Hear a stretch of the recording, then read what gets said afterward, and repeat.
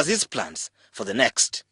Vice President Edward Sekandi, Prime Minister John Patrick Amama Mbabazi, and his Deputy General Moses Ali are in another world, dozing the evening away, indifferent to what their boss is communicating.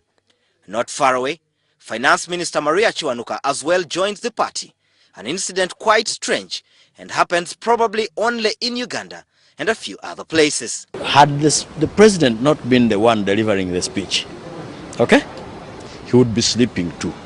These are the men and women that the president trusts to implement his vision of seeing Uganda transformed into a first world country in 50 years' time, and as such, many are raising questions on whether the decision of these top guns in government to sleep at such a critical hour does not affect their implementation as the nation continues to boast of terrible infrastructure, miserable roads, and yawning health facilities.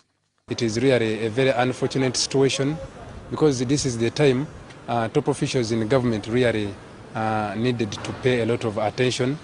The same sleeping group is the one that the president enjoys working with. They are all tired, right from the president, the vice president, etc. Those are grandfathers who should, for the few hours they are awake, be playing with their grandchildren. As political leaders, they spearhead the transactions in ministries that are supposed to translate into effective service delivery. Probably the reason why most technocrats have emerged as power blocks, dictating events in the ministries. Indeed, the president at some point blamed some officials for not doing enough, citing Ministry of Health on maternal health and issues to do with NADS that the president says must be rethought. Billions have been swindled from the Office of the Prime Minister, Ministry of Finance, Ministry of Public Service and other government agencies, and as such, a joke has emerged that the money is often stolen as the political leaders retreat to slumberland. You cannot expect life to be better. One with a sleeping president, with a sleeping vice president, with a sleeping cabinet. If you looked at the red paper today, the headline is, "They have slept again."